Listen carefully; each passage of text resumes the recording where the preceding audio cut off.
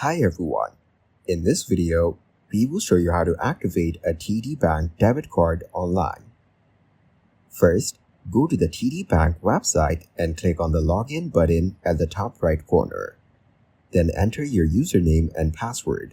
Then click Login to access your account. Once logged in, navigate to the Activate Card section, which can usually be found under Account Services or Manage Cards. Next, enter the 16-digit card number, expiration date, and security code from the back of your card. Make sure the information is accurate to avoid any issues.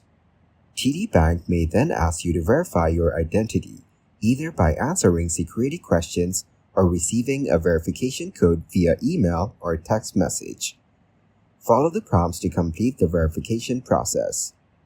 After entering your details and verifying your identity, confirm the activation by clicking the Activate button.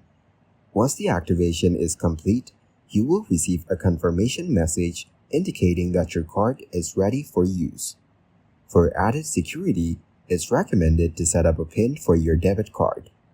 If you encounter any issues during the activation process, contact TD Bank customer service for assistance.